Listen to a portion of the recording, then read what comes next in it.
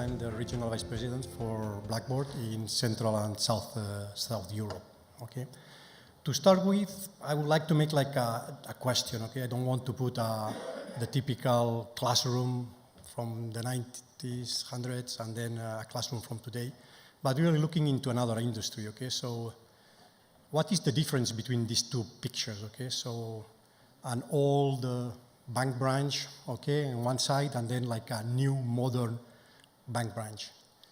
Try to think what's different in these two. Okay, so if I do an analysis really, oops, that is falling.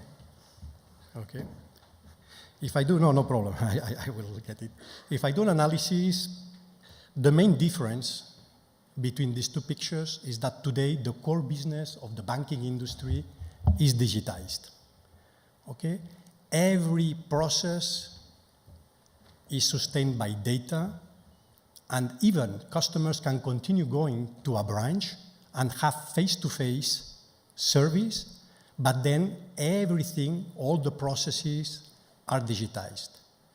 And then that helps these institutions, like the banking, to open different channels to connect with their customers in different ways, through ATMs, from their mobile phones, from different ways. That's the main change with two. So what's going on with the higher education system? Okay, so there's many discussions and many even philosophical discussions, I will say even, of where we are. I believe that when we look at the core business of a university, and that was discussed earlier this morning, okay, the two main areas of us in universities mainly is the teaching side and then the research side, okay? But if we look at the business itself, we will see that many of the universities worldwide, but even more in Central and South of Europe, are still not fully digitized, okay? And when we talk about this core business, okay, the teaching and learning, and that's where Blackboard, we offer solutions, okay? So we are the #1 provider for solutions and platforms for the teaching and learning. That means the core business of this university. When we look at how that's approached in different countries, we see that there is a common mistake in some of the ideas that people have. Like the e-learning on LMS, some people believe it's only to be applied for distance learning. And that's a big mistake.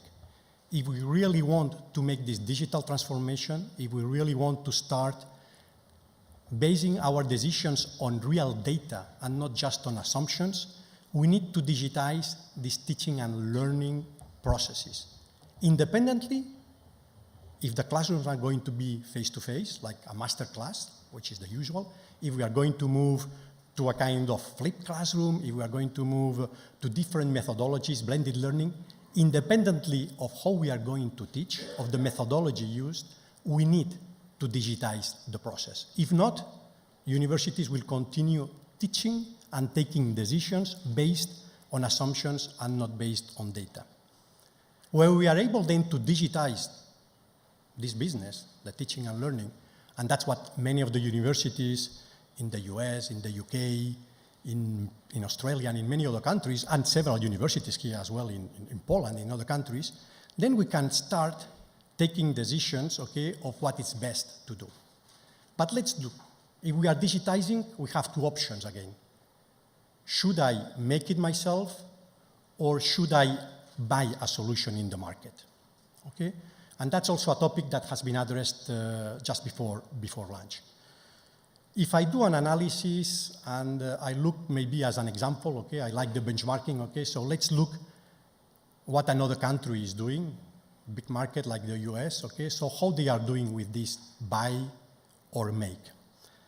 Okay, if I look at this market, I will see, and you see on the line of the blue line growing, that's the top 4 solutions. 3 of them are from the buy side, one of them it's partially from the open source. So we see that the 4 top solutions have already close to 95% of the market, and then all the other solutions are going down, included almost all of the different open source, and many of the platforms that have developed by the different universities. Okay, so we see that the open source, which is part of the make, it's been down by 21% in the last 5 years.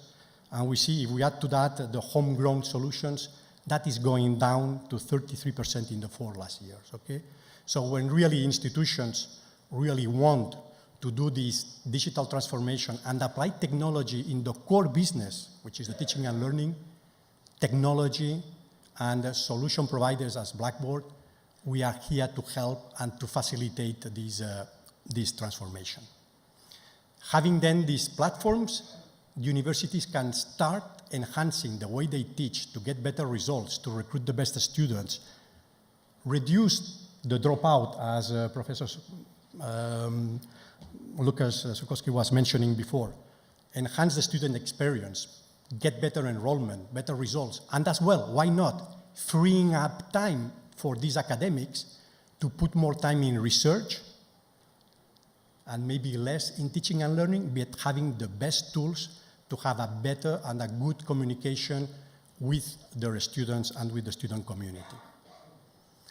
At Blackboard, and there is in the parallel session, you will be able to see a demonstration of the different solutions that we have.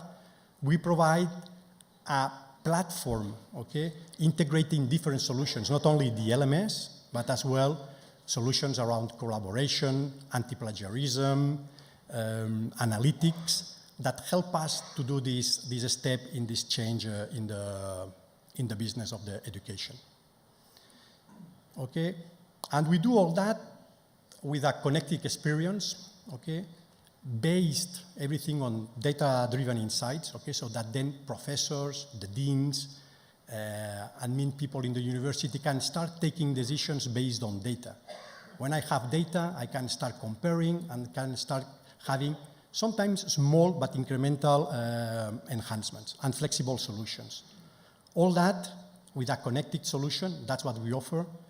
And the other path, the make, myself, it will be disconnected solutions which will be very difficult to implement and at the end, very, very costly for a university and will take much more time to implement and to have results. And when I was mentioning we are a leading company, we have more than 100 million users across the globe, okay, and more than 20 years experience in this EdTech business. And what's going on in Poland, okay, so we have local presence.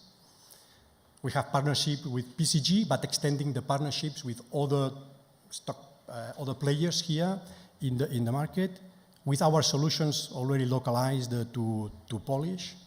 And I can summarize saying we are here to stay, and even we are here hiring right now. Okay, so we want to increase our presence in the country because we believe in the huge opportunity that this country has in this space of the higher education with great academicians and great universities. Thank you very much.